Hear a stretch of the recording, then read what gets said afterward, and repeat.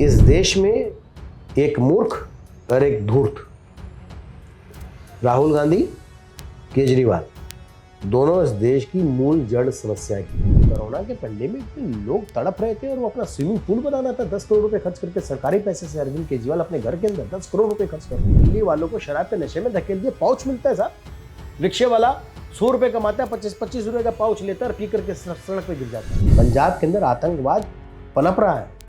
खालिस्तानियों के इतने हौसले बुलंद हो कि थाने पर हमला कर दें। पंजाब जैसे राज्य के अंदर विश्व का सबसे बड़ा चर्च बन रहा है। कौन है वहां पे पंजाब के अंदर रहने वाले लोग? पूरे विश्व में भारत के और भारतीयों के गौरव का आज के समय में डंका बज रहा है। अगर आपके पास कोबरा नाग आपके सामने खड़ा हो और अरविंद केजरीवाल खड़ा हो और आपके पास अधिकार हो कि मुझे किसका जहर निकाल करके बाहर फेंकना है, तो कोबरा से पहले अरविंद केजरीवाल को निकालिए। चाहे वो ताकतें चाइना से निकलती हो, चाहे वो ताकतें पाकिस्तान से निकलती हो या किसी अन्य देश से निकलती हो, उसकी गोद में खिलौना बनने के लिए राहुल गांधी ही मिले थे क्या? वो चाइना और हर बार पाकिस्तान की भाषा ही क्यों बोलता है? फिर कहता मुझे पप्पू कहते हो। हम तो पप्पू कहना ही बेकार है, पप्पू भी समझदार होगा, उसका अपमान क्यों करते? मदरसे में इस्लाम की शिक्षा होगी, चर्च के अंदर बाइबल पढ़ाई जाएगी, बच्चों को पढ़ाई जाएगी, लेकिन हिंदू को रामायण और महाभारत का ज्ञान नहीं दिया जाएगा। भारत हिंदू राष्ट्र था, है, रहेगा। घोषणा होगी तो होगी, पक्का घोषणा होने बाकी अलग बात। अरविंद केजरीवाल इस देश की समस्या नासूर है। जय हिंद दोस्तों, डी न्यूज़ पर आपका स्वागत है। आज हमारे साथ भारतीय जनता पार्टी के पूर्व मीडिया प्रमुख दिल्ली यूनिट के नवीन कुमार जिंदल जी हैं। इनसे हम दिल्ली की राजनीति के बारे में जानेंगे और ये जानने की कोशिश करेंगे कि जो रिसेंट में मनीष सिसोदिया जी और जो ये सब चल रहा है, जिसको कि प्रजातंत्र पे एक अटैक कहा जा रहा है अपोजिशन के द्वारा, उन सब के बारे में जानने की कोशिश करेंगे और उनसे जानेंगे कि अभी जो दिल्ली की वर्तमान राजनीति किस तरफ मोड़ ले रही है। नवीन जी, आपका बहुत बहुत स्वागत है।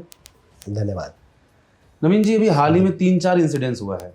पहला इंसिडेंस मनीष सिसोदिया जेल गए, दूसरा इंसिडेंस एक प्रधानमंत्री को अनपढ़ बोल दिया गया, तीसरा इंसिडेंस पूरा पार्लियामेंट मतलब ये काम नहीं कर रहा है, उसको जानबूझ के पार्लियामेंट के टाइम को बर्बाद किया जा रहा है सिर्फ एक अननेसेसरी किसी डिबेट को स्ट्रेच करने के लिए। तो आप पहले हमें बताइए कि एक देश का प्रधानमंत्री जिसको पूरे वर्ल्ड में रिकग्निशन है और मोस्ट पॉपुलर लीडर कहा जाता है, बहुत सारी मैगजीन ने उनको मोस्ट पॉपुलर लीडर कहा है और उनके डिसीजन को क्रॉस वर्ल्ड हर प्लेटफॉर्म पे अप्रिशिएट किया जाता है। इंडिया में G20 मीटिंग होने जा रही है, उसके बाद उसको अनपढ़ कहा जाता है। ये कहाँ तक जायज़ है? संदीप जी, ये ज़रूरी नहीं है कि IIT से निकलने वाला हर कोई छात्र जो है, IIT पास आउट जो है, वो बहुत ज्ञानी हो, समझदार हो। मैं उनकी डिग्रियों पर सवाल नहीं उठाता हूँ, उनकी मानसिकता, उनकी सोच, उनकी समझ पर तो मैं नहीं बल्कि पूरा विश्व आजकल सवाल उठा रहा है। जिस देश के प्रधानमंत्री के पीछे पूरा विश्व चल रहा हो, जिसने भारत की इकोनॉमी को ग्लोबलाइज, वो भी उस समय में जब कोरोना का पेंडेमिक था और पूरे विश्व के अंदर रिसेशन का दौर था, पूरे देश की सबसे, हमारे यहाँ पर चीन के बाद सबसे अधिक पॉपुलेशन पूरे विश्व में भारत की है। यहाँ कितना बड़ा भयावह नरसंहार हो सकता था उस कोरोना पीरियड के दौरान। सबको उत्साह से, विश्वास से, सबके प्रयास से और कोई ना कोई ऐसी एक्टिविटी जिसके कारण उनको जीवित रखा जा सके और एक आस से बांध करके 140 करोड़ की पॉपुलेशन को उन्होंने बचाया है। और यही नहीं, विश्व में सबसे ज्यादा किसी देश के अंदर अगर फ्री में किसी भी देश में वैक्सीन दी गई है, सफल वैक्सीन, तो भारत में, जिसने भारत में अंदर रह करके जिस प्रधानमंत्री ने वैक्सीन का निर्माण कराया, जिस वैक्सीन को विदेशों के लोगों मांगते रहे और उनको भी उन्होंने भेजी, भारत के लोगों को भी दी। एक कैसे प्लानिंग योजना के अनुसार कि पहले बुजुर्ग हो, फिर मध्यम एज के लोग हो और फिर बच्चे हों। उनको या फिर जो वॉरियर्स हैं, काम करने वाले सैनिक हैं, सेवा करने वाले, हेल्थ सर्विस वाले, उनको सबसे पहले दवाई दी जाए। किस प्रकार की योजनाएं बनी होंगी। कोविड के समय में जब सारे रास्ते बंद थे तब बड़े बड़े रेल के पुलों का निर्माण कराना, सड़कों का निर्माण कराना, वो जिसके पास ऐसा विजन हो, उसको अगर कोई अनपढ़ कहता हो तो समझ में आता है कि उसकी मानसिकता क्या है। मानसिक शुद्ध वो इसलिए बोल रहा है व्यक्ति, जो महाठग जो बोल रहा है ये, क्योंकि उसको ये मालूम है कि उसने जो पाप किए हैं, जिस पाप के उसके पाप के कारण मनीष सिसोदिया जेल में गए हैं। दिल्ली के अंदर कोरोना पैंडेमिक के दौरान जहां पे लोगों को दवाइयों की, वैक्सीन की, वो कहता था मेरे पास पैसा नहीं है, उस समय में शराब माफियाओं के साथ मिलकर के कमीशन 2% से बढ़ा के 12% करके उसका सारा पैसा खा गया हो। सबसे अधिक सेल सभी राज्यों में दिल्ली में हुई हो, पॉपुलेशन कम होने के बावजूद, और उसके बाद इनकम नहीं हुई हो दिल्ली की सरकार को। करोड़ों रुपया जो पैसा था एक्साइज पॉलिसी का, जो राज्य सरकार के खाते में आता, विकास में लगता, वो आम आदमी पार्टी के नेताओं ने, केजरीवाल की सरकार में बैठे लोगों ने कोकस बना करके अंडर द टेबल लिया और विभिन्न राज्यों में चुनाव पर खर्च किया। उसको मालूम है कि जेल की सलाखों के पीछे उसको जाना है, लोगों का भ्रमित करने के लिए, ध्यान भटकाने के लिए अनर्गल इस प्रकार की बातें करेगा ताकि लोग कहें कि देखो उसने देश के प्रधानमंत्री के बारे में ऐसा बोला था, इसलिए उसको जेल भेज दिया गया। लेकिन सर ये भी तो एक सच है ना कि इनका जो स्कूल मॉडल है, जिसको रिकॉग्निशन मिल रहा है, स्कूल मॉडल की तो बात ही नहीं कर रहे ना, शराब की बात कर रहे हैं। मनीष सिसोदिया आबकारी मंत्री है, मनीष सिसोदिया आबकारी मंत्री भी हैं, मनीष सिसोदिया शिक्षा मंत्री भी थे। अब तो दोनों जगह से हटा दिया गया उनको। लेकिन मैं आपसे ये कहना चाहता हूँ कि अगर आप आलोचना करते हैं तो ठीक, लेकिन आप उनकी जो उपलब्धियां हैं उसको अप्रिशिएट भी करना चाहिए। बिल्कुल अप्रिशिएट करना चाहिए। एक कमरा स्कूल का 25 लाख रुपए का बन रहा हो, आरटीआई में हम नहीं बता रहे, अरविंद केजरीवाल की सरकार बता रही है कि 25 लाख रुपए में एक कमरा, 25 लाख में आदमी मकान बना लेता है साहब, जीवन भर के रहने के लिए, जमीन के साथ। कमरे के रेनोवेशन में 25 लाख रुपए खर्च कर, आपको तो स्कूल मॉडल बहुत बढ़िया है। दिल्ली में 12वीं और 10वीं के बच्चे कितने ड्रॉप आउट हो रहे हैं सरकारी स्कूलों के, आपने एक बार सोचा, पूछा कभी? आपने स्कूलों में जाकर के पूछा? स्कूल का डायरेक्टर का वीडियो मैंने डाला था, सब जगह वायरल हुआ था, जिसमें वो कहता आपको अगर आंसर क्वेश्चन का नहीं आता तो आप क्वेश्चन ही लिख दो, हम आपको पास कर देंगे। ऐसा मॉडल बनाने वाला व्यक्ति आप कहो कि विश्व में बहुत बढ़िया है, ये नहीं हो सकता ना जी। बिल्डर फ्लैट बनाता है, सैंपल फ्लैट बहुत अच्छा बनाता है, लिपस्टिक पाउडर लगा करके लोगों को दिखाता है, देखिए मेरा सैंपल फ्लैट है 3 BHK का, कितना बढ़िया है, ऐसा विश्व में कहीं नहीं मिलेगा। इसका मतलब ये थोड़ी कि उसकी जो बिल्डिंग बनाई है जिसमें लोग रह रहे हैं उसकी बुनियादें मजबूत हैं। लेकिन सर आबकारी पॉलिसी में आपको कहाँ आपत्ति है अगर वो ये कहते हैं कि हम आबकारी नीति से स्टेट का रेवेन्यू बढ़ा रहे हैं? बड़ा क्या? राघव चड्ढा तो उन्होंने क्लेम किया है कि जितना रेवेन्यू हमने कलेक्ट किया उतना रेवेन्यू अभी तक कलेक्ट किया ही नहीं गया दिल्ली। अरे भाई, राघव चड्ढा ये सब क्लेम ही करते हैं ना, हाउस में दिखाए ना रिपोर्ट का है। बड़ा होगा तो बैंक में आया होगा, ये बड़ा होगा तो सीधा केजरीवाल के घर चला गया। कोरोना के पेंडेमिक में लोग तड़प रहे थे और वो अपना स्विमिंग पूल बनाना था 10 करोड़ रुपए खर्च करके, सरकारी पैसे से अरविंद केजरीवाल अपने घर के अंदर 10 करोड़ रुपए खर्च करके स्विमिंग पूल। हाँ, उसको मैंने टेंडर की कॉपी निकाल करके डाली थी। जो व्यक्ति दिल्ली की जनता के साथ धोखा करता, सपने बेचने का काम खत्म हो गया साहब। आज के समय में सोशल मीडिया और आप जैसे प्रबुद्ध लोग इतने हैं कि जो बाल की खाल निकाल के सत्य सबके सामने रखते हैं। बताना पड़ेगा ना 10 करोड़ रुपए कहां खर्च, जब मकान लिया था सिविल लाइन में तब उसने 13 करोड़ करे, 10 करोड़ फिर करे, उसके बाद उसके अंदर जो सामान फर्नीचर लगाया उसमें लोग मुझे बताते हैं कि 8 से 9 करोड़ रुपए और खर्च किया। क्या बना रहा है भाई? तू आम आदमी है, कहकर क्या था कि आम आदमी है। ये महाठग है, दिल्ली को ठगने के लिए आया है। रेवेन्यू मुझे बताइए ना कैसे बढ़ा, जितने की सेल हुई उसका रेवेन्यू क्या बढ़ा? कमीशन क्यों बढ़ाया 12%, 2% से? सरकारी ठेके सर क्यों बंद किए? प्राइवेट लोगों को दिया, एक के ऊपर एक फ्री करके दिल्ली वालों को शराब के नशे में धकेल दिया। पाउच मिलता है साहब, रिक्शे वाला 100 रुपए कमाता है, 25-25 रुपए का पाउच लेता है और पी करके सड़क पे गिर जाता है। आज दिल्ली के अंदर जितने क्राइम हो रहे हैं उसके पीछे शराब ही तो है। मुझे बताइए किस घटना के अंदर शराब नहीं है, चाहे रोड रेस का मामला हो, चाहे एक्सीडेंट का मामला हो, या फिर झगड़ों के मामले हो, मैक्सिमम शराब उसके पीछे का कारण है। परिवार बर्बाद हो गए। एक हिसाब से सर शराब की पॉलिसी जो थी वो लगभग एक जनरेशन को ख़त्म करने की तरफ आगे बढ़ रही थी।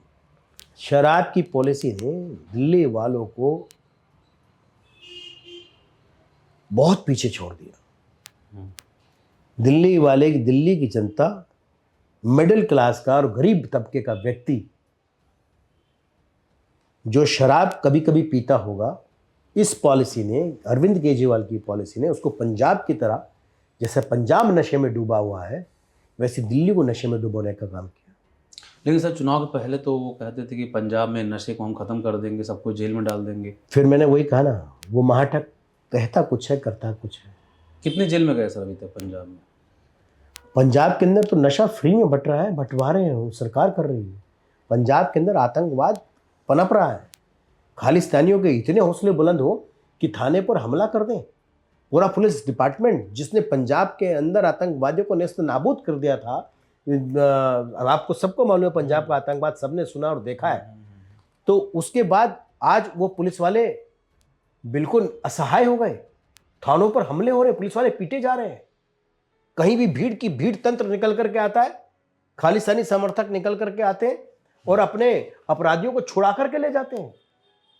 तो पंजाब में आतंकवाद को जन्म देने वाले, आतंकवाद को पुष्पित पल्लवित करने वाले और कौन है? वहां के कानून व्यवस्था को संभालने की जिम्मेदारी किसकी है? वहां के कानून व्यवस्था को संभालने की जिम्मेदारी वहां की सरकार की है। क्या इसीलिए भेजा था आम आदमी पार्टी की सरकार में चुनकर के लोगों को?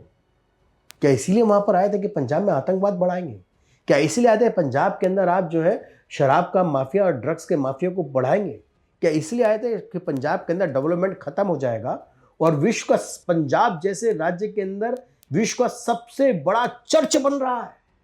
कौन है वहां पे पंजाब के अंदर रहने वाले लोग? पंजाब में रहने वाले लोग जो है वहां सिख परिवार के लोग हैं। स्वर्ण मंदिर है वहां पर, अगर किसी का बनाया हुआ लोग देखने और दर्शन करने के लिए आते हैं। हरमंदिर साहब विश्व का सबसे बड़ा चर्च बन रहा है। ईसाइयाँ इतनी कंट्री है, वहां क्यों नहीं बनता भाई? वहीं क्यों बन रहा है? ये सब एक बहुत बड़ी साजिश है और इस साजिश के अंदर अरविंद केजरीवाल किंगपिन है पूरी तरह से। दिल्ली में केजरीवाल की सरकार के 2 मंत्री जेल में हैं। उनको अभी तकरीबन 5-7 दिन पहले मंत्री पद से हटाया गया और 2 लोगों को मंत्री पद दिया गया। आतिशी जी को दिया गया और सौरभ भारद्वाज जी को दिया गया।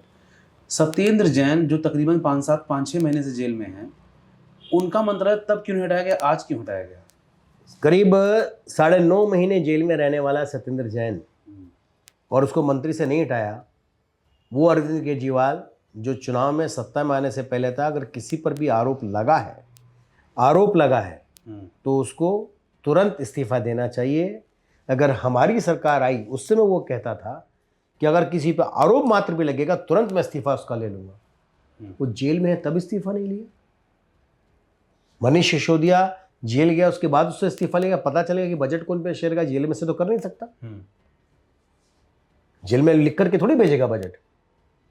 तब इसने उसका इस्तीफा लिया। तो उसको जब मनीष सिसोदिया का इस्तीफा लिया तो सत्येंद्र जैन का भी लिया। अरविंद केजरीवाल शराब के घोटाले में पूरी तरह से संलिप्त है, वो इस बात को जानता है। पूरे देश में एक राज्य का मुख्यमंत्री ऐसा है जिसके पास कोई विभाग नहीं है।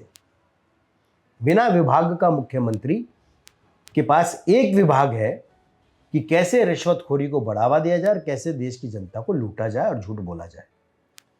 वो भी जेल जाएगा, निश्चित तौर पे जाएगा। शराब घोटाले में सर एक नाम और आ रहा है, केसीआर, मतलब तेलंगाना के सीएम। उनकी वो तो फैक्ट है, जांच एजेंसी जांच कर रही है, पता चलेगा। जैसे उनका नाम है, उन्होंने एक नई डिबेट को वुमेन रिजर्वेशन बिल की बात करने लगे। इस समय तो जिन महिलाओं के हक का पैसा शराब घोटाले में वो खा गए, जिन महिलाओं के बच्चों को से मुंह का निवाला छीन लिया, छोटे छोटे बच्चों को मिलने वाले दूध की 2 बूंद वो शराब माफिया के तौर पे उसका मिलने वाला उस पैसे से स्कूलों में जो बढ़ता था वो लूट करके ले गई।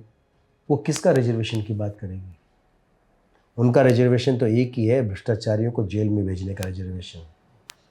सबसे इम्पोर्टेंट है, जितने भ्रष्टाचारी हैं उनको जेल में जाना चाहिए। सिसोदिया जेल गए हैं, अगली बारी केजरीवाल की है। निश्चित तौर पर जाना ही पड़ेगा ना, जब मिल रहा है उसके खिलाफ सबूत है, सब कुछ है, तो कहाँ तक बचेगा? बकरे की माँ कब तक खैर बनाएगी भाई? और इसीलिए तो तिलमिला रहा है उमा हठग, इसीलिए तो वो सब जगह चिल्ला रहा है। वो जानबूझ के एक विश्व के सर्वमान्य नेता के खिलाफ इसलिए बोल रहा है, उसको लगता ये है कि मैं ये बताऊंगा साहब, मैं उससे मैंने मुकाबला किया तो मैं जेल गया। हकीकत तो ये अपने कर्मों से जेल जा रहा है, जो बोया है वही तो काट रहा है। जब बाबा साहब संविधान, जो हमारा संविधान है, जिसको बाबा साहब अम्बेडकर ने ड्राफ्ट किया है, उसमें शिक्षा को पैमाना नहीं बनाया गया इलेक्शन लड़ने के लिए। तो उस समय ऐसा सोचा गया कि बहुत से सोशल वर्कर ऐसे हैं जो शिक्षित नहीं हैं या फिर स्कूल नहीं गए हैं, अगर उसको पैमाना बनाया जाता तो ऐसे बहुत से जो अशिक्षित लोग हैं वो हमारे समाज में आ नहीं पाते। और वो सोशल वर्क जो उनका बहुत, जैसे अब आप लालू जी को देख लीजिए, या राबड़ी जी भी सीएम रही, वो भी शिक्षित न अशिक्षित हैं लेकिन वो सीएम रही। उनको लोग, उन्हीं के ग्रुप के लोग, या एक मीडिया का धड़ा उनको सोशल जस्टिस का मतलब प्रणेता कहता है वहाँ पर, कि उन्होंने एक सोशल जस्टिस की नए रिवोल्यूशन बिहार में लेके आए, दबे कुछ लोग उभर के सामने आए। तो आज जब संजय सिंह जो इनके पार्टी के नेता हैं वो सपा के लोगों से मिलते हैं या फिर आरजेडी के लोगों से मिलते हैं, वहाँ पर वो शिक्षा की बात नहीं रखते हैं। लेकिन जब उनका सीएम अनपढ़ बोलता है तो पूरा आम आदमी पार्टी इस चीज़ को फोकस करता है कि हमारा पीएम जो है, इंडिया का पीएम अनपढ़ है। तो जब वो अनपढ़ की बात करते हैं तो उनको सारी रीजनल पार्टी से एक साथ उठाना चाहिए, न कि एक पार्टी के टारगेट करना चाहिए। मैंने कहा ना कि जिसके पीछे पूरा विश्व हो, अमेरिका की सरकार, चाहे वो ट्रंप सरकार हो चाहे वो बाइडेन सरकार हो, वो नरेंद्र मोदी जी के फैसले का सम्मान करती है, स्वागत करती है और उनके पीछे खड़े रहते हैं। इसी तरह चाहे कोई भी विकसित देश हो, अधिकांश मोदी जी के फैसले के साथ खड़े रहते हैं, उनको सम्मान करते हैं। पूरे विश्व में भारत के और भारतीयों के गौरव का आज के समय में डंका बज रहा है। तो अगर वो अनपढ़ प्रधानमंत्री है तो मैं समझता हूँ ऐसा सबके घर में हो। मैं तो, मेरे घर में तो कहता हूँ जीवन में ऐसे ही अनपढ़ हो तो जीवन सफल हो जाएगा, अगर ऐसे ही अनपढ़ है। और ऐसा पढ़ा लिखा अगर दिल्ली का मुख्यमंत्री हो, जो दिल्ली में बिजली में, पानी में, शिक्षा में, शराब में, इवन गरीबों को कोविड काल के दौरान मिलने वाले प्रधानमंत्री से फ्री राशन को बांटने के मामलों सबके अंदर रिश्वत खाता हो, ऐसा रिश्वतखोर नहीं चाहिए। लेकिन सर वो दिल्ली में पानी और बिजली फ्री दे रहे हैं, पंजाब में भी स्टार्ट कर दिया। किसने कहा साहब? दिल्ली में बिल उठा करके देखिए ना दिल्ली का। आप कहते हो कि 200 से ऊपर जाएगा, सीधा बिल बन जाएगा, और कितने लोगों को मिलेगा? सब्सिडी फ्री है तो फिर लोगों को फॉर्म क्यों भरवाएंगे कि हाँ जिसको चाहिए वो लिख करके दे? आप फ्री की जगह दिल्ली में सस्ती करते ना। पैसा तो बिजली कंपनियों को दिल्ली की सरकार दे रही है, दिल्ली का टैक्स पेयर दे रहा है या नहीं दे रहा? क्या बिजली कंपनियों को पैसा दिया जा रहा है, नहीं दिया जा रहा? अगर सस्ती करनी बिजली में जनरेशन, बिजली जनरेशन के उत्पादन के साधन लगाते, उसकी व्यवस्था करते, हो तो की नहीं। तो अगर सस्ता करते तो बेहतर होता ना। आप फ्री में क्या दे रहे हो? दिल्ली के अंदर मोहल्ला क्लिनिक के अंदर जानवर घूमते हैं, और उसके अंदर सबसे बड़ा रैकेट है कि मोहल्ला क्लिनिक से लिखवाइए, वो प्राइवेट हॉस्पिटल में जाकर के अपना आप MRI कराइए, टेस्ट कराइए, महंगे महंगे करोड़ों रुपए महीने के एक मोहल्ला क्लिनिक के रोज के वो जाते हैं, बिल सरकार पे करती है, वहाँ हो या ना हो, लिख दिया सेटिंग के कारण, हॉस्पिटल तय किए में, वहाँ से कमीशन आता है। वो तो कहते हैं सर मोहल्ला क्लिनिक जो है, मैंने कहा ना, मोहल्ला क्लिनिक के कंसेप्ट के लिए सत्येंद्र जैन को भारत रत्न मिलना चाहिए। जेल गया ना, उसका भी तो कोई मिलना चाहिए, कोई अवार्ड। वो तो किसी को भी भारत रत्न को तो उसने ऐसा मान लिया, किसी को सत्येंद्र जैन को दे दो, मनीष सिसोदिया को दे दो, अमानतुल्लाह खां को दे दो, कुछ दिन बाद अरविंद केजरीवाल को भी दे देना।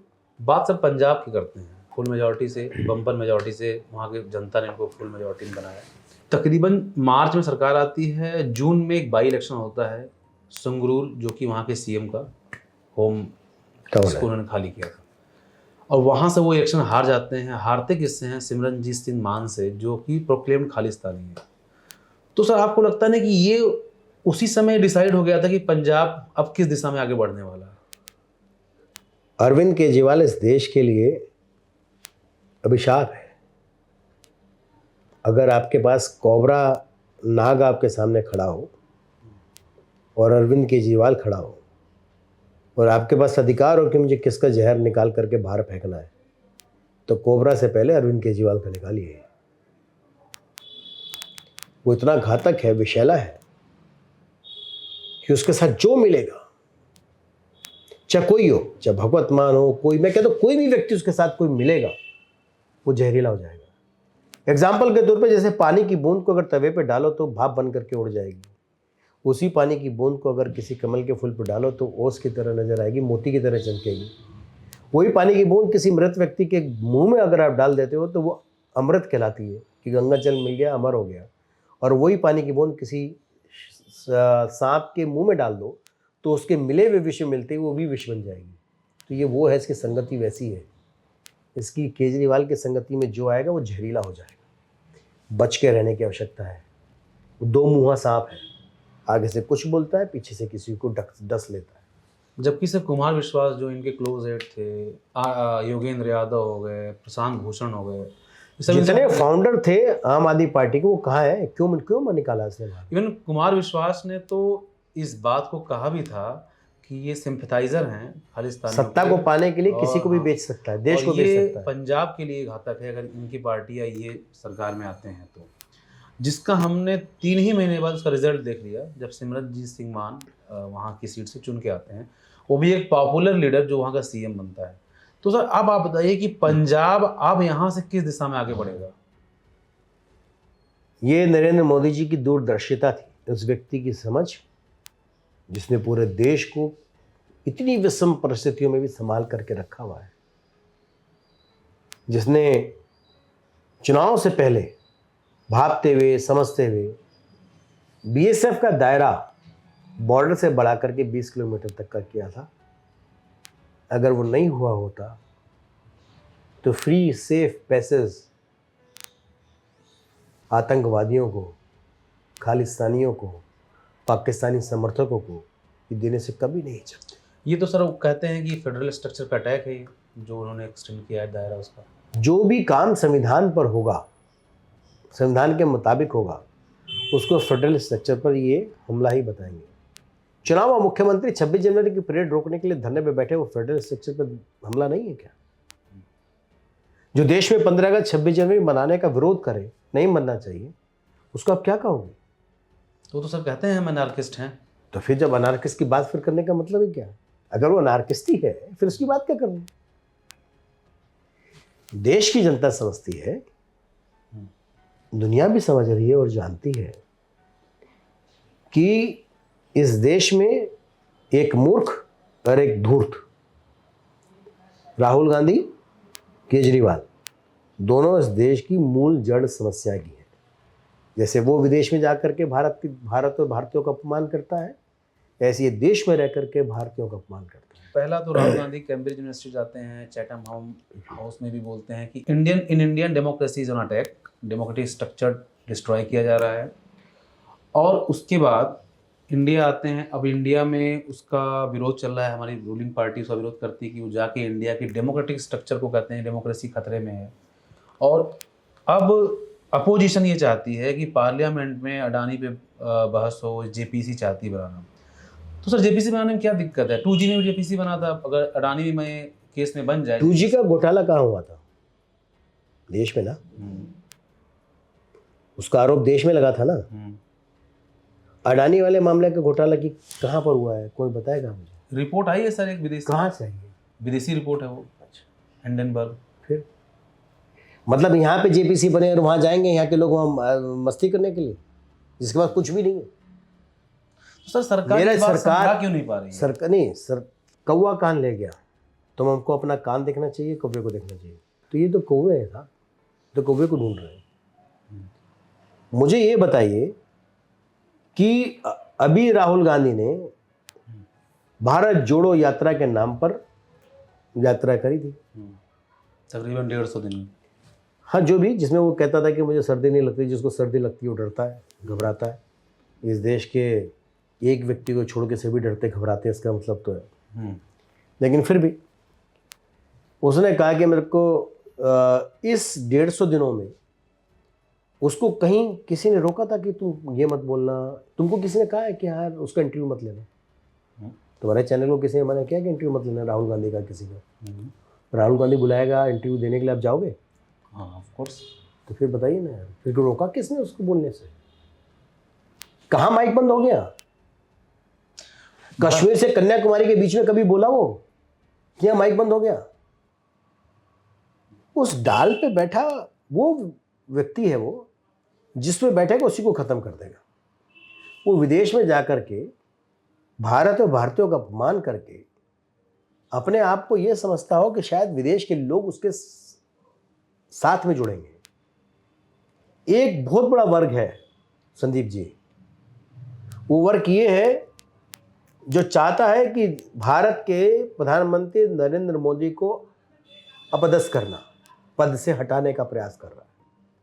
और वो इसलिए कर रहा है कि जिस प्रकार से भारत एक विश्व शक्ति के रूप में उभर रहा है, बढ़ रहा है, उनको ये लगता है कि इस झंडे के नीचे खड़ा होना पड़ेगा। नरेंद्र मोदी कोई 500 साल की उम्र लिखवा करके नहीं आए कि वही रहेंगे, लेकिन भारत रहेगा, देश रहेगा। इस देश के लिए, इस देश के लिए वो जो तैयार कर रहे हैं भूमि, उस पर हमारी आने वाली पीढ़ी चढ़ेगी, वही उस पदों पर चलेंगे जो आज पद चिन्ह नरेंद्र मोदी जी बना रहे हैं, इसमें लगे हैं। मेरा ये कहना है कि जिसके इस डर से जो लोग विदेशों में बैठी जो ताकतें, चाहे वो ताकतें चाइना से निकलती हों, चाहे वो ताकतें पाकिस्तान से निकलती हों या किसी अन्य देश से निकलती हों, उसकी गोद में खिलौना बनने के लिए राहुल गांधी ही मिले थे क्या? वो चाइना और हर बार पाकिस्तान की भाषा ही क्यों बोलता है? फिर कहता मुझे पप्पू कहते हो। यार हम तो, पप्पू कहना भी बेकार है, पप्पू भी समझदार होगा, उसका अपमान क्यों करें? लेकिन सर वो तो ये कहते हैं कि देश का राजा जो हमारा प्रधानमंत्री जी हैं, वो अपने लिए महल बनवा रहे हैं, जहाज ले रहे हैं, महंगी महंगी गाड़ियाँ खरीद रहे हैं। कौन सा महल देखा आपने? अपोजिशन तो यही कह रही है सर। अब फिर वही कौवा कहाँ ले गया फिर आपको? नहीं, पार्लियामेंट मुझे महल दिखाइए ना, कहाँ है? पार्लियामेंट हाउस बना, पार्लियामेंट हाउस में क्या नरेंद्र मोदी ही रहेंगे क्या? वो कह रहे हैं कि कोरोना काल में इतना पैसा नहीं खर्च करना चाहिए था। करोड़ों रुपया, हजारों करोड़ रुपया कांग्रेसी और जो उनके साथ सत्ता में रहने वाले लोग थे, सरकारी दफ्तरों को किराए पे देने का नाम पर अपनी जेबों में भर रहे हैं। अरबों रुपया, मैं कहता हूं, देश का सरकारी दफ्तर, डिपार्टमेंट है उसका पार्लियामेंट हाउस के पास, और दूसरा ऑफिस है उसका गुड़गांव में जाकर के। आने जाने पर पेट्रोल पे खर्च होता है, एफिशिएंसी कम होती है, वर्किंग आवर्स कम हो जाते हैं, यहां से वहां जाने में, मीटिंग बुलाने में, आने में, जाने में दिन में एक काम होते हैं। उस सबको एक छत के नीचे लाना, देश के फ्यूल्स का खर्चा कम करना, किराए पे जो सरकारी पैसा लूट रहा था, कांग्रेसी उसके साथ ही लूटपाट कर रहे थे सरकारी पैसा किराए के नाम पर, उसको खत्म कर देना। ये अच्छा हो रहा है या बुरा हो रहा है? अपने देश के ऊपर ब्रिटिश छाप को संपूर्ण समाप्त कर देना, ये अच्छा हो रहा है या बुरा हो रहा है? मुगल सल्तनत, मुगलियों के नाम पर चलने वाले लंबे समय तक चले, उनके कुशासन के बाद, उनके अत्याचारों के बाद, फिर भी उनको जीवित रखने का प्रयास करना, उसको हटाने का काम जो अगर नरेंद्र मोदी कर रहे हैं तो अच्छा कर रहे हैं या बुरा कर रहे हैं? भारतीयों के जिन्होंने अपनी शहादत दी, जिन्होंने देश को आज़ाद कराने अपने प्राणों की आहुति दी, उनके नाम को आगे बढ़ाना, ये अच्छा हो रहा है या बुरा हो रहा है? संदीप भाई, आप पूछेंगे किसी से, वो कुछ भी कहे, लेकिन आप किसी एक भी आम आदमी से, चलते हुए व्यक्ति से पूछिए। आप पीएचडी होल्डर, डॉक्टरेट, एमबीबीएस, बड़े बड़े डॉक्टरों को लेकर के, बड़े बड़े इंजीनियर्स को लेकर के, बड़े शिक्षाविदों से लेकर के एक गरीब आदमी से पूछिए, जो कागज बीन करके अपने घर की जीविका चलाता है उससे पूछिए, वो भी कहेगा कि मेरे देश के प्रधानमंत्री ने बहुत कुछ कर दिया। उसकी समझ में आ सकता है, लेकिन सत्ता के लोभों में अंधे हुए इन भेड़ियों की समझ में नहीं आएगा सर। लेकिन सर ये पार्लियामेंट क्यों नहीं चलाने, वो कह रहे हैं कि सरकार नहीं चलाने दे रही पार्लियामेंट। राहुल गांधी को आप बताइए, भारतीयों का अपमान करने पे माफी मांगनी चाहिए नहीं चाहिए? तो भारत का अपमान किया है, अगर नहीं किया तो संसद में आके बोले ना कि मैंने अपमान नहीं किया। कहां गायब है वो आकर के बोले मैंने नहीं बोला। ये भारत के अंदर लोकतंत्र नहीं है क्या? आपको किसी के पास भी इंटरव्यू लेने के लिए जाने के लिए स्वतंत्र नहीं हो आप, आपको रोका जाता है क्या? वो काउंटर कहते हैं कि ऐसे बहुत सारे बयान प्रधानमंत्री खुद जाके भी भी दे चुके हैं। भारत ने, प्रधानमंत्री ने कब कहा कि हमारे देश में लोकतंत्र खत्म हो गया? वो तो यही कह रहे हैं। उसके विषय में अपोजिशन कुछ भी कहता रहे संदीप जी, कुछ तथ्यों पर भी तो बात करेंगे, नहीं करेंगे? सच्चाई भी तो देंगे, नहीं देंगे? नहीं सर, जहाज क्यों बनवाई इतनी महंगी? कौन सी जहाज? प्रधानमंत्री जी ने अपने लिए कौन सी जहाज बनवाई है आप मुझे बताइए। जो पीएम, देखिए मैं आपको 2-3 चीजें बताता हूँ बड़ी महत्वपूर्ण। एक देश का एक इकलौता ऐसा प्रधानमंत्री पूरे विश्व में किसी भी देश का एक ऐसा इकलौता प्रधानमंत्री अगर कोई है तो वो नरेंद्र मोदी है, जो छुट्टियां बिना लिए लगातार काम करते हैं। वो पिकनिक पे नहीं जाते। जहाज बने तो पिकनिक पे जाएंगे ना कहीं, उसलिए बनाएंगे ना। उनकी फैमिली उनके किसी सरकारी साधन संसाधन का उपयोग नहीं करती तो फैमिली को लेकर जाएंगे ना। इस देश की 140 करोड़ की आबादी, उनके परिवार, उनकी फैमिली है, तो जहाज में सभी को बैठा करके लेके जाएंगे अगर जहाज बनाया होगा तो। मुझे बताइए ना, उस जहाज का उपयोग किस लिए? दिखाने के लिए, फोटो खिंचवाने के लिए? कहाँ, किसके लिए बनाया है? पीएम मुझे बताओ ना, किस काम, जो उस जहाज को लेके कहाँ पार्टी करने गया, कहाँ पिकनिक मनाने गया? वो एक जगह बताओ ना। जिसके विश्व में सबसे ज्यादा दुश्मन हो उसको सुरक्षित रहने की जरूरत है या नहीं? हमारा भी दायित्व है उसको सुरक्षित रखने का, नहीं है? आप कहो कि नहीं इसको सुरक्षित नहीं रहना चाहिए तो मारना ही चाहते हैं लगातार। कांग्रेस की तो भाषा ही यही है कि मोदी को खत्म कर दो। 2 दिन पहले भी राजस्थान में उनका प्रभारी बोल रहा था कि मोदी को खत्म करना ही बाकी सबसे जरूरी है, बाकी और कोई काम जरूरी नहीं है। तो मोदी की हत्या करने के लिए, जिसके साथ 140 करोड़ की आबादी खड़ी है, उसकी हत्या करने के लिए आप कहते हो कि उसको फ्री में हमारे पास आ जाए रात को या दिन में, हम उसे मार देंगे, फिर कहेंगे नहीं अब ठीक है। जो आदमी विदेशों से पहले बनने वाले रक्षा उपकरण के नाम पर खरबों रुपए की कमीशन जो लोग खाया करते थे, कांग्रेसी सत्ता में रहते वाले दलाल, उसको बंद कर दिया। आज के देश में देश हमारा बना रहा है। टैंकों, जहाजों भारत में निर्मित हो रहे हैं, पहले क्यों नहीं हो सकते थे? सीमाओं पर इतनी बढ़िया सड़कें पहले क्यों नहीं बन सकती थी? सैनिकों को इतनी सुविधाएं पहले क्यों नहीं मिल सकती थी? पहले तो जैकेट खा के बुलेट प्रूफ सैनिकों की बेच करके लोग यार। लेकिन सर मनरेगा फंड कम कर दिया। देश के अंदर जब विभिन्न योजनाएं चल रही हो, पहले इस एरिया के अंदर अगर 2000 लोग रहते हैं, उनके पास कोई काम ही नहीं था, मनरेगा के नाम पर दे दिया, चलो भी ठप्पा लगा तो चलते रहो। तो 50 योजना और आ गई, मोदी जी ने दी। कोई उसके अंदर स्किल हो गई, ये स्किल आदमी ये काम करेगा, दूसरा ये करेगा, तीसरा ये काम करेगा। तो आदमी अगर रह गए हो 100, तो मनरेगा का फंड क्या करें? दिखाने के लिए कागजों में।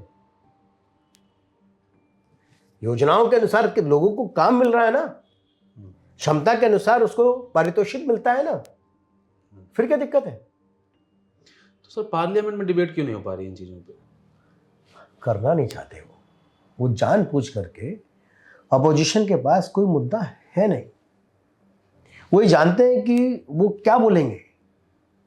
वो किसी भी तरह से जो पास होने वाले बिल हैं उनको लिंगर ऑन करना चाहते हैं। अनुराग ठाकुर जी ने परसों एक बात कही, FATF वो है फाइनेंशियल इंस्टीट्यूशन है, उसने अपने एक रिपोर्ट में एक एग्जाम्पल कोट किया। बैंकर ए एक पेंटिंग खरीदता है 2 करोड़ रुपए की, मतलब उन्होंने बेसिकली प्रियंका गांधी और राणा कपूर के ऊपर एक, विदाउट नेमिंग एनीवन एल्स, एक उसने केस स्टडी को कोट किया और उसको अनुराग ठाकुर जी ने कहा कि FATF की रिपोर्ट में उनका नाम आया है। तो सर ये जो फाइनेंशियल फ्रॉड है जो इस तरह के हुए हैं, इन सब मुद्दों पे बीजेपी नैरेटिव क्यों नहीं बना पा रही? नहीं, देखिए सब पर कार्रवाई हो रही है धीरे धीरे। अब एक डिपार्टमेंट में आप देखो, कैंसर की बीमारी का इलाज एक दिन में तो संभव नहीं है ना। नहीं, मैं सर नैरेटिव की बात कर मैं रहा हूँ। मैं मैं वहीं आ रहा हूँ। कैंसर की बीमारी का इलाज एक दिन में तो नहीं होता ना, समय लगता है ना। डिपार्टमेंट में उतने ही लोग होंगे, थोड़े बहुत बढ़ जाएंगे। अब ऐसे करप्शन के खिलाफ सरकार लगातार काम कर रही है, इसीलिए तो जेल जा रहे हैं। इससे पहले किसी नेताओं को जेल जाते देखा आपने क्या? मुझे बताना वो जरा। तो कह रहे हैं सर अपोजिशन को टारगेट किया जा रहा है। पहले सत्ता में थे ना ये लोग, ये लोग कहते थे ना, ये आपको केजरीवाल कहता था ना, नाम गिनवाता तो दोबारा से गिनवाओ, कांग्रेसी नेताओं के, चाहे शरद पवार का भी लेता हो, सबके नाम लेता था। ये सब भ्रष्टाचारी हैं। दिग्विजय सिंह, मेरी मैं दिल्ली में आ गया, मैं सबको जेल भेज दूंगा। लालू यादव को सबसे ज़्यादा करप्ट बताता था, नीतीश कुमार को सबको बताता। सत्ता में आने के बाद उनकी गुणगान करता, उनके यहाँ जाकर के प्रणाम करता, दंडवत कहता, उनको कहता नहीं ये तो बहुत बढ़िया है, चोर चोर मुसेरे भाई। सत्ता में आने के लिए कुछ कहते हैं, आने के बाद कुछ कहते हैं। मोदी जी ने जो कहा वो किया है। आज चाहे वो भाजपा का हो, भाजपा समर्थित हो, बहुत सारे लोग पकड़े जाते हैं ना कि भाई इसके यहाँ से इतने ये पैसा मिला, इलीगल पैसा मिला, फ्रॉड का पैसा मिला। बीजेपी के नेता का भी नाम आता है। हमारी सरकार है, अपनी सरकार में ही जाकर के पकड़ रहे हैं ना, तभी तो पता चल रहा है ना। ये है, जब वो अपनों को नहीं बख्श था तो इनको बख्शेगा क्या? वो तो कहते हैं सर ईडी जो है एक्सटेंडेड डिपार्टमेंट ऑफ बीजेपी है। तो कहने थे, मैंने कहा ना, वो तो यही कहेंगे ना। जब पहले कहते थे कार्रवाई करो, कार्रवाई करिए, क्यों नहीं करती? अब काम कर रहे हैं, सब कार्रवाई कर रहे हैं। कार्रवाई क्यों कर रहे हो यार आप? आज के समय में अपोजिशन में इस बात की होड़ लगी है कि तेरा भ्रष्टाचार से मेरा भ्रष्टाचार सबसे बढ़िया, ये बताने में लगे, ये ठीक है, वो ठीक है। सर आप पेशे से पत्रकार भी रहे हैं और दिल्ली में बीजेपी मीडिया हेड भी रहे हैं। ऐसा कहा जा रहा है कि भारत में पत्रकारों की आवाज़ दबाई जा रही है। जो प्रो बीजेपी बोलता है उस पर तो कोई खतरा नहीं है, लेकिन जो गवर्नमेंट क्रिटिसाइज करता है या गवर्नमेंट से क्वेश्चन करता है उस पे उसको कहीं ना कहीं से सरकार कुछ ना कुछ करके उसको दबाने की कोशिश कर रही है। नहीं तो कुछ बड़े पत्रकार ऐसे हैं जो मीडिया चैनल में हैं तो गवर्नमेंट अपने लोगों से, जैसे अडानी से कह के एनडीटीवी खरीद लेती है, उनका कहना है ये। तो सर क्या लगता है कि अब पत्रकारों की आवाज़ या जो फ्री स्पीच को कहीं ना कहीं सप्रेस किया जा रहा है? मैं ना सदी भाई, आपने सही कहा, 3 डेकेड्स मीडिया में रहा हूँ। अखबार पढ़ते थे, अखबार में काम करते थे। स्टार्टिंग में टीवी थे नहीं, समय आया अखबार घर के डाइनिंग टेबल की शोभा बढ़ने लग गया। कम पढ़ते हैं, परसेंटेज कम हो गई पढ़ने वालों की, टीवी पर चले गए। टीवी के बाद समय आया, जो चेंज हो रहा है वो डिजिटल हो रहा है। सब लोग मोबाइल पर देखते हैं, फास्ट न्यूज़ फटाफट देखना चाहते हैं, हेडलाइन सुनना चाहते हैं, डिटेल डिस्कशन नहीं जाना चाहते। वो कहते हैं ठीक है यार आगे चलिए, ठीक है। अब डिजिटल आ गया, किसको रोका है डिजिटल पे भैया? सवाल पूछने से किसने रोका है? मुझे बताओ ना। लेकिन अब कोई बिजनेसमैन कुछ खरीद ले तो क्या सरकार खरीदवा रही है, ये कह दिया। उनकी सरकारों में बहुत सारे बिजनेसमैन हैं ना, कांग्रेसियों की बहुत कई राज्यों में सरकारें हैं ना, अब राज्यों में ही है ना जी। या और इन्होंने तो भ्रष्टाचार से इतना पैसा कमा रखा है, देश का सारा कर्जा ही उतार देते हैं ये लोग। लेकिन चलो कोई बात नहीं, तो एनडीटीवी वाले का कर्जा उतार कर खरीद क्यों नहीं लिया उन्होंने? किसी ने बेचेगा तभी खरीदेगा ना। आप अपना मकान बेचोगे तभी खरीदोगे, हाँ कोई खरीदेगा, मैं बेचूंगा तभी कोई खरीदेगा ना। तो क्यों बेच दिया भाई उसने अगर कर्जा ले रखा था तो उन्होंने उतार क्यों नहीं दिया, अगर ऐसा लगता है कि सरकार ने खरीद लिया? ये कैसी बातें करते हैं लोग? कहाँ से आते हैं लोग जिनको ये समझ नहीं है कि ये समझते हैं कि सारे के देश के लोग बाकी सब मूर्ख हैं क्या? समझ नहीं आता क्या चल रहा है क्या नहीं चल रहा है। सवाल पूछे तो किस पर पूछे, इनके पास विषय नहीं है। ये कहते हैं कि तुमने भाई सरदार सरोवर डैम बना दिया, पूरा कर दिया, नींव तो रखी थी पंडित जवाहरलाल नेहरू ने, तो 50 साल तक तुमने पूरा क्यों नहीं किया भाई? किसने रोका था? आपसे कहा कि आज सड़कों की बात कर रहे हैं आप, इतने बड़े बड़े एक्सप्रेसवे बन रहे हैं, ये कांग्रेस की सोच थी, तो पूरा क्यों नहीं किया? एचएल को आपने सुना होगा, एचएल आपने देखा एचएल के बारे में किस प्रकार से भ्रम फैलाता था ये राहुल गांधी, कि एचएल को बेच दिया, खत्म कर दिया, पूरा चुनाव के समय भ्रम फैलाया। आज HAL जो है विदेशों को बनाकर के एयरक्राफ्ट बेच रहा है। बताइए कैसा भ्रम फैलाते हैं। ये भ्रम फैलाने वाले लोग सिमट गए। आज के समय में तू मुझे बचा मैं तुझे बचाऊं की होड़ में है, बचेगा कोई नहीं। सोशल मीडिया के दौर में सर कैसे कोई किसी की आवाज़ दबा सकता मैंने आपको कहा ना, डिजिटल का जमाना है भैया। है? अगर कुछ बाउंडेशन रवीश कुमार के पास अगर रही भी होंगे NDTV में, तो वो बाउंडेशन भी खत्म हो चुकी है यूट्यूब पे। टीवी में बैठ करके रवीश कुमार ने कभी सच बोला? उनकी आंखें एक, मान लिया मैंने, एक आंख बंद रहती है जब आदमी दूरबीन से देखता है, लेकिन दूसरी आंख भी तो कुछ देखती होगी। ये दूसरी आंख केवल एक पर्दा ही देखती थी, बस वहीं से लौट करके आ जाती थी। वो तो कहते हैं सेठ ने खरीद लिया लेकिन मुझे नहीं खरीद पाया। निकाल को दिया फिर उसको प्रणब राय ने, मालिक तो वही है। और इतने लोग थे, मैं फिर कहूँगा कि उन्होंने फिर NDTV को खरीद क्यों नहीं लिया, उसका कर्जा क्यों नहीं उतारा भाई? तो मतलब आपके हिसाब से पत्रकारिता भारत में स्वतंत्र थी, स्वतंत्र है, स्वतंत्र पत्रकारिता के रूप बदल गया है। हर समय एक फेज आता है। एक फेज था जब पंपलेट लेकर के लीफलेट पे टाइपिंग करके फोटोकॉपी करके अखबार बिका करते थे। धीरे धीरे धीरे धीरे वो क्रोमा पे आए, फिर डिजिटल होने शुरू हो गया। अखबार लोगों को प्रिंट होकर के फटाफट मिलने लगे। पहले एक अखबार को छापने में 2-2 3-3 दिन लगते थे। फिर धीरे समय आया तो 2-2 घंटे लगने लगे। उसके बाद समय आया टीवी जर्नलिज्म का, लोगों को डिफरेंट चैनलों पर टीवी मिलने, न्यूज़ मिलने लगा। अब समय आ गया डिजिटल का। ये आगे की क्रांति है। आगे क्या आएगा ये मालूम नहीं, लेकिन अभी जो है कोई आदमी टीवी घर के अंदर सब जगह लगा होगा, अखबार आते होंगे टेबल पर रखे होंगे मैक्सिमम। ये नहीं कह रहा मैं सब लोग ऐसे हैं, मेरे भी अखबार आते हैं, मैं पढ़ता हूँ, टीवी भी देखता हूँ, मैं न्यूज़ भी देखता हूँ, लेकिन बहुत सारे आते होंगे वो लोग क्या करेंगे, फटाफट मोबाइल पे देखना ज़्यादा पसंद करेंगे। क्या क्या है तो युग बदल रहा है। उस युग बदलने के लिए किसी दूसरे को दोषी मत ठहराओ ना भाई। आज तो सब कुछ डिजिटलाइज वैसे ही होता जा रहा है। बैंक जाते थे ना लोग जमा कराने, लेने देने, अब कहाँ बैंक का खाता बचा? आने का नहीं है, जाने का नहीं है, डिजिटल है। सर एक मुद्दा है जो कि बागेश्वर धाम के बाबा धीरेन्द्र शास्त्री जी और बहुत सारे भाजपा के नेता और बहुत सारे ऋषि मुनि भी कहते हैं कि भारत हिंदू राष्ट्र बनेगा। इस पे आपके विचार क्या हैं? हिंदू राष्ट्र तो है ही, बनना क्या है, घोषित होने की बात अलग है। हिंदू राष्ट्र तो है ना, तो फिर जहाँ पे देश के सर्वोच्च न्यायालय ने कहा हो कि हिंदुत्व जीने की पद्धति है, शैली है, बिना सनातन, बिना हिंदुत्व के जीवन संभव ही नहीं है।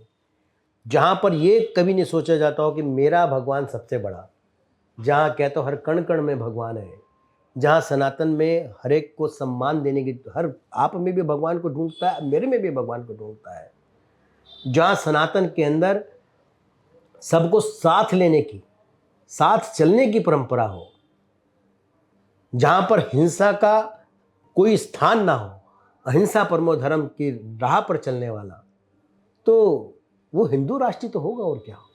लेकिन सर अगर आप हिंदू राष्ट्र की बात करते हैं तो जो भारत का सेकुलर फैब्रिक है, जिस सबका साथ, सबका विकास, सबका विश्वास की जो बात, यही तो हिंदुत्व की पहचान है। तो सर कहीं ना कहीं आपको नहीं लगता कि अदर धर्म नहीं, सेकुलर क्या है? जब बाबा साहब ने संविधान बनाया, लिखा, उसका निर्माण किया, तो उसमें सेकुलर शब्द जोड़ा था क्या? वो राजनेता थे ना, कांग्रेसी थी ना, जिसके प्रेम्बल में शब्द जोड़ा सेकुलर ला करके बाद में। तो सर उसमें गलत क्या है? तो फिर गलत ये कि आप कहो कि भाई मदरसे में इस्लाम की शिक्षा होगी, चर्च के अंदर बाइबल पढ़ाई जाएगी, बच्चों को पढ़ाई जाएगी, लेकिन हिंदू को रामायण और महाभारत का ज्ञान नहीं दिया जाएगा। क्यों भैया? है तो सबके लिए बराबर करो ना। फिर आप हिंदू जो लोग हैं वो अपने धर्म ग्रंथ को नहीं पढ़ा सकते स्कूलों के अंदर, बाकी लोग पढ़ाएं। ये कौन सा सेकुलरवाद है भाई? ये कौन सा सेकुलर है? आज कितने राज्य जो हैं, जो जहां हिंदू डोमिनेटेड थे, आज वो अल्पसंख्यक हो गए। आप कहो कि नहीं, ये तो ठीक नहीं है। हमारी एक बात, एक लोगों से हमने बात की तो उन्होंने कहा कि सेकुलर शब्द जब आप जोड़े, इसका मतलब ये मानते थे कि देश सेकुलर नहीं है। ये तो उन्हीं कांग्रेस से पूछना चाहिए था ना, जिसने देश का विभाजन करा दिया। कांग्रेस ने हिंदू और मुस्लिम के नाम पर, मुसलमानों ने मांगा था ना अलग राष्ट्र, तो फिर किस लिए? भारत हिंदू राष्ट्र था, है, रहेगा। घोषणा होगी तो होगी, पक्का घोषणा होने बाकी अलग बात है। अब आपका भाजपा में, जैसा कि मैंने पहले भी पूछा कि भाजपा में अब आपका कोई पद या फिर ऐसा तो है नहीं, तो आप अपने भविष्य कहाँ तक देखते हैं भाजपा में, या फिर क्या लगता है कि अभी आप समर्पित कार्यकर्ता हैं, आपने बताया भी ये बात, तो आपको क्या लगता है कि क्या भाजपा में आपका फ्यूचर है कि आप समर्पित कार्यकर्ता ही रहेंगे? मैं आपको उसको एक लाइन के अंदर अगर आप वैसे कहें तो मैं ऐसे बता देता हूं कि कुछ पाकर खोना है, कुछ खोकर पाना है, जीवन का मकसद तो भगवा लहराना है। हम तो सर आपको सिर्फ एक बेहतरीन पत्रकार और भाजपा के समर्पित कार्यकर्ता मानते थे, लेकिन आप उतने ही बेहतरीन गायक भी हैं। नहीं, मैं तो आपको मेरा भविष्य क्या है, ये मेरा लक्ष्य क्या है, मैं तो वही अपने शब्दों में बयान कर रहा हूँ। अभी सर राज्यों में चुनाव होने वाले हैं। कर्नाटक हाल ही में होने वाला है और नवंबर में 3 स्टेट होंगे, छत्तीसगढ़, राजस्थान और एमपी। कर्नाटक में केजरीवाल एक्टिव हैं और कई बार रैली भी कर चुके हैं। और राजस्थान में भी रैली कर रहे हैं। राजस्थान में भी अपना, यूपी की नगर पालिकाओं के इलेक्शन में आम आदमी पार्टी अपने कैंडिडेट खड़ा करने जा रही है। कितना बड़ा चैलेंज है बीजेपी के लिए? देखिए, इन राज्यों में केजरीवाल एक्टिव नहीं, एक्टिंग कर रहे हैं। कौन सा काम कर रहे हो? जिस राज्य में इनकी बुनियाद नहीं है संगठन की, जिस राज्य में लोग इनके साथ बड़ी तादाद में खड़ा होना, मदारी जब डमरू बजाता है शो देखने बहुत लोग आते हैं। उत्तराखंड में आते थे ना सब लोग, क्या हुआ वहाँ? इनसे गुजरात में परफॉर्म तो किए, 5-6 सीट लेके आए। ठीक है, गुजरात में तो सरकार बना रहे थे, 5-6 सीट लेकर के आए तो समझ गए, ठीक है। और वो भी जो जीतने वाले लोग कौन है? रेबल कैंडिडेट किसी डिफरेंट पार्टी जो दबाए। झूठ की बुनियाद पर महल खड़े नहीं करे जा सकते। रेत की बुनियाद, आप रेत में बनाएंगे तो रेल लंबे समय तक टिकते नहीं है। गोवा में क्या हुआ? शून्य, नीलबटा सन्नाटा। दिल्ली में जैसे शराब माफियाओं का या उनसे मिल करके दिल्ली और अब पंजाब, वहां पे सरकारी तंत्र का दोहन करके सारा पैसा लूट करके चुनावों में अपनी महत्वाकांक्षा को पूरी करने में लगा है। दिल्ली में मुझे बताइए ना कौन सा विकास हो रहा है, या पंजाब में बताइए जहाँ सरकार है वहाँ कौन सा विकास हो रहा है। पंजाब में मैं किसी से बात कर रहा था, नाम नहीं बताऊंगा उनका, तो उन्होंने ये कहा कि पंजाब में उतना पैसा नहीं है कि सड़कों पर गड्ढे भरे जा सकें। वहाँ पे आप देख लेना, कभी एक रिपेयर कराएगा एक छोटे से सड़क का, उसका विज्ञापन देने के लिए पैसा होगा, सड़क बनाने का नहीं होगा। जैसे दिल्ली में चलती हुई सड़क के बीच में ना जाने कब कौन सी गाड़ी अंदर समा जाए। धरती में बहुत सारी गाड़ियाँ देखी हैं आपने, चलती हुई रोड ही फट गई, ज़मीन फट गई, पूरी सड़क उसी के अंदर गाड़ी चली गई। तो वो स्थिति पंजाब में भी होगी। दिल्ली में सीवरेज ड्रेनेज सिस्टम ख़त्म कर दिया। थोड़ी सी बारिश आती है, लोगों के घरों में पानी भर जाता है और वो सीलन साल साल भर नहीं जाती है। वो कौन पड़ेगा? इसका मतलब सर आप अरविंद केजरीवाल को बीजेपी के लिए कोई चैलेंज नहीं मानते हैं? अरविंद केजरीवाल इस देश की समस्या नासूर है साहब, हटाना है, कोई चैलेंज नहीं। सर अब एक मिस इन्फॉर्मेशन और डिस इन्फॉर्मेशन पे एक बहस करना चाहता हूँ, छोटी सी बात है। पे जब हम सर किसी चीज़ को फैक्ट चेक करते हैं, हाँ, तो कुछ इशू ऐसे होते हैं जिसपे फैक्ट चेक हुआ, सच है झूठ जो भी हुआ। अब अभी हाल ही में मैं आपको बताता हूँ, हाथरस केस में फैसला आया, उसमें ये हुआ कि रेप हुआ ही नहीं था, जो भी हुआ वो आपसी दुश्मनी है उसकी। मतलब उस चीज़ को सोशल मीडिया का एक धड़ा ये मानता ही नहीं है। वो कहता है कि सब कुछ बिका हुआ है, न्यायपालिका भी बिकी है, सिस्टम भी बिका हुआ है। वहीं पर बिहार और तमिलनाडु में लैंग्वेज कन्फ्लिक्ट होता है। कुछ लोगों, एक र्यूमर है कि सही है, उनके डीजीपी ने बोला सच है, यहाँ सरकार ने बोला कि डीजीपी ने बोला कि ऐसा कुछ भी नहीं है, यहाँ की सरकार ने बोला कुछ नहीं है। वही मीडिया का धड़ा उसी सरकार और उसी पुलिस की बयान को सही मानता है, और वही मीडिया का धड़ा यूपी पुलिस और यूपी की न्यायपालिका को गलत मानता है। मैं आपको 2 एग्जाम्पल दे रहा हूँ। अब आप ऐसे फैक्ट चेकर के बारे में क्या कहेंगे जो खुद को फैक्ट चेकर बोलते हैं लेकिन 2 पैमाना रखते हैं? वैसे एक सरकारी तंत्र है फैक्ट्स चेक करने का, बट वो फिर कहेंगे सरकारी है। तो आज के समय में जिस प्रकार से 2 एक मूलभूत समस्या है, एक इस्लामिक लोग हैं, इस्लामिक लोग इन द सेंस कट्टर इस्लामिक जो आतंकवाद का समर्थन करते हैं, एक क्रिश्चियन लोग हैं जो क्रिश्चियनिटी को बढ़ावा देने के लिए, धर्म परिवर्तन कराने के लिए ताकत से जुड़े हुए हैं, और उसके बाद आते हैं फिर ये वामपंथी लोग। इन सब में खतरनाक वामपंथी लोग हैं जो आपके और हमारे बीच में रह करके ऐसे नैरेटिव पैदा करते हैं।